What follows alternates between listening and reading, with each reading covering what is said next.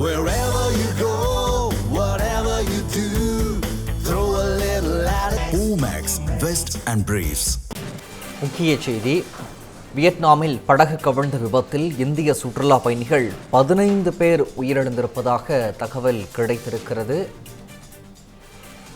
Vietnam படகு விபத்தில் 15 இந்தியர்கள் பலியாகியிருப்பதாக தகவல் கிடைக்கப்பட்டிருக்கிறது. வியட்நாம் குவாக் தீவு அருகே கடலில் படகு கவிழ்ந்ததில் 15 பேர் உயிரிழந்திருக்கிறார்கள்.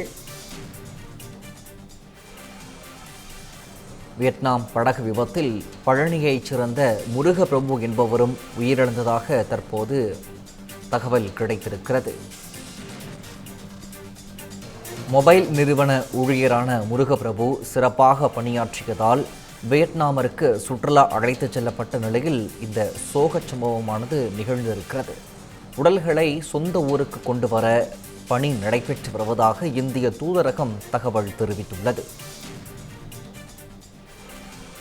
இத்தொடர்பான மேலதிக விவரங்களை எமது செய்தியாளர் பாலமுருகன் வழங்க கேட்கலாம். பாலமுருகன், விவரங்கள். வணக்கம் பிரகாஷ். வியட்நாம் நாட்டின் பூகுவாக் தீவு அருகே இந்தியா சுற்றுலா பயணிகள் சென்ற படகு கடலில் இன்று கவிழ்ந்து விபத்துக்குள்ளானது.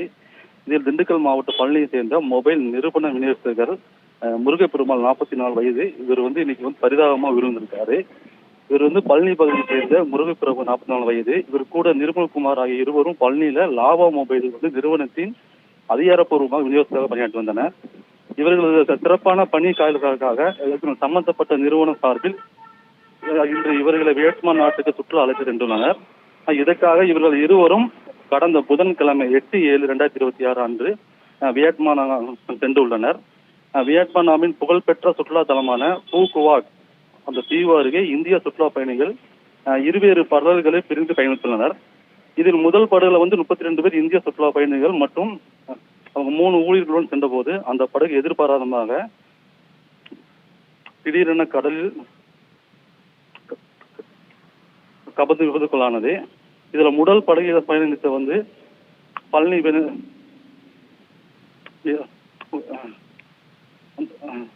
விநியோகஸ்தர் முருகப்பெருமாள் அவர் 44 வயது இருக்கும். அதிர்ஷ்டமாக கடலில் மூழ்கி பரிதாபமாக உயிரிழந்தார்.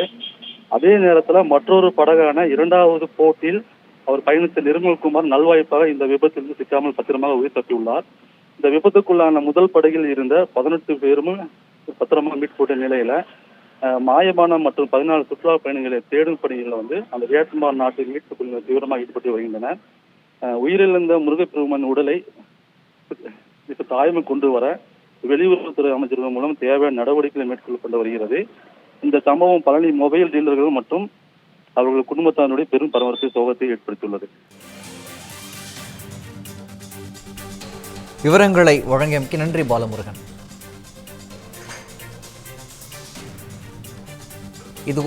இது குறித்து உயிரிழந்தவரின் சகோதரர் அளித்த பேட்டியை தற்போது நாம் பார்க்கலாம். 3 தினங்களுக்கு முன்பு எனது தம்பி முருகப்பிரபு வியட்நாம் சுற்றுலா சென்றார்.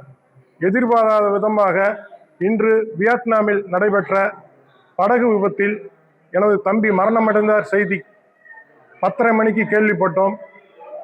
கேள்விப்பட்ட உடனேயுமே நாங்கள் மாநில அரசுக்கு எங்களுடைய கோரிக்கையை பரிந்துரை செய்துள்ளோம். விரைந்து மாநில அரசும் மத்திய அரசும் எனது தம்பி உடலை இந்தியா கொண்டு வர அனைத்து ஏற்பாடுகளும் செய்து கொடுக்கும்படி கேட்டுக்கொள்கிறோம்.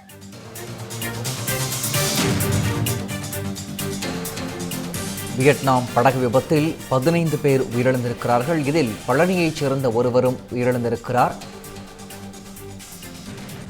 வியட்நாமில் படகு கவிழ்ந்த விபத்தில் இந்திய சுற்றுலா பயணிகள் 15 பேர் உயிரிழந்திருக்கிறார்கள். தமிழகத்தைச் சேர்ந்த ஒரு நபரும் இதில் உயிரிழந்திருக்கிறார். வியட்நாம் குவாக் தீவு அருகே கடலில் படகு கவிழ்ந்ததில் 15 பேர் உயிரிழந்திருக்கிறார்கள்.